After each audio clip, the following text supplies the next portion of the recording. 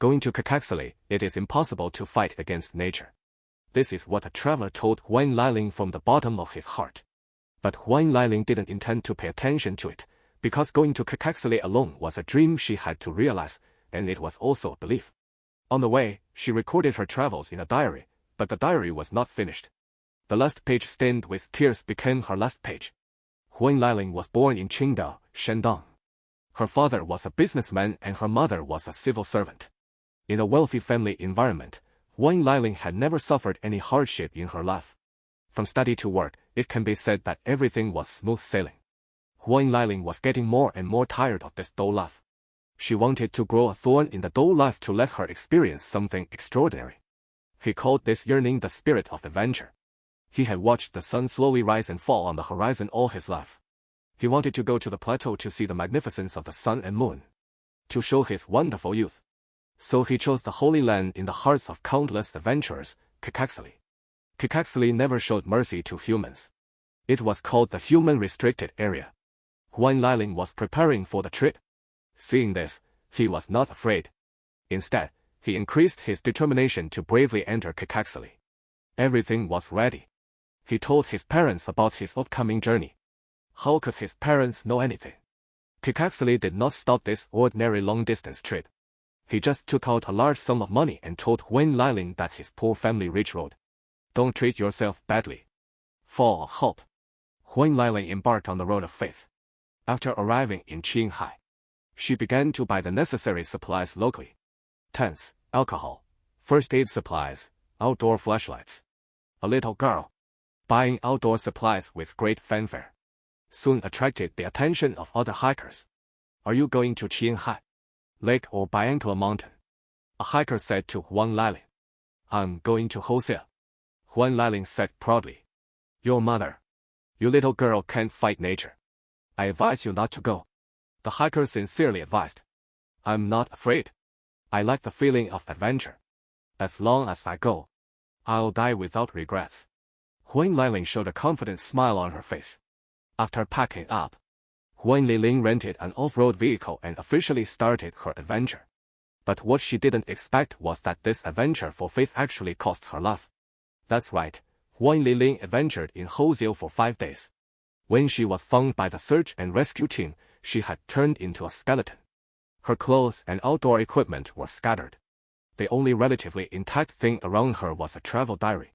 And it was this diary that revealed the truth of Huang Liling's death. The weather was good today. Because the surface was frozen, I drove very slowly. The antelopes everywhere were really spectacular.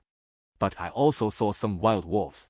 Fortunately, I was driving and they didn't get close to me. The first day in the diary was not recorded. What special circumstances are recorded? Yesterday I gradually adapted to the altitude sickness. I set up a tent next to a volcano and lit a bonfire. At that moment I felt that the whole world belonged to me. After waking up the next day, I packed my luggage and prepared to leave. I saw a pack of wolves in the distance. They were wandering in the same place. Although they were far away, I could feel that their eyes were focused on me. I just wanted to leave quickly because I felt very uncomfortable. In the diary of the next day, Huang Liling seemed to feel the danger around her. If she returned at this time, it seemed to be the best time to save herself because she had not lost her way. Today I continued to move forward. The temperature was too low. At a glance, it was all white. Unscrupulous merchants. It seems that I was sold a compass of poor quality because it fell apart when it fell. I seemed to be lost. Now, no matter how beautiful the scenery is, it will not arouse my interest. I just want to find a place to lie and crawl into my tent. Fortunately, I am lucky and settled down at a spring. But I saw the wolves again. They were closer to me. I was very scared. So I finally chose to lie in the car. On the third day, it can be seen that Huang Liling has some rebuttal ideas. The temperature is too low. The car stalled in the middle of the night and could not be started again. It was so dark outside. I was like dust in the universe. I dare not get out of the car. I just want to go back tomorrow. The car is broken and I can only walk on foot. I have no direction. I can walk back with my memory. I just want to go home now. Fortunately, I didn't see the wolves today. The diary of the fourth day is very brief, but it can be seen that Hoh Xil has lost interest in Hoh Xil. Now she just wants to go home. It's too cold and I can't walk anymore. I might die. I seem to hear the sound of wolves. They didn't go far. They seemed to follow me for 5 days. I regret it very much. I hope someone can come to save me. The diary seems to be unfinished, but I can clearly feel Hoh Xil's helplessness because the rescue team saw some tears on the last page. Hoh Xil still didn't return home in the middle of the night and didn't call. Only then did her parents realize that something was wrong. So they came to Qinghai in person. Only then did they know that Hoh Xil was in trouble. What kind of place is Xili? I refused to believe that he would not come back.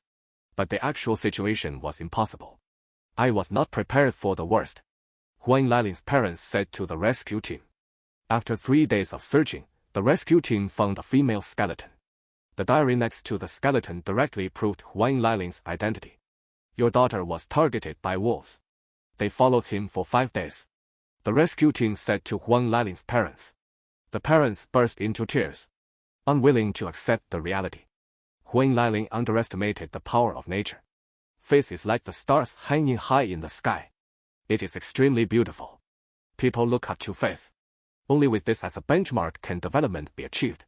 But don't forget, development requires sacrifice. If the price is life, is it a bit too lofty?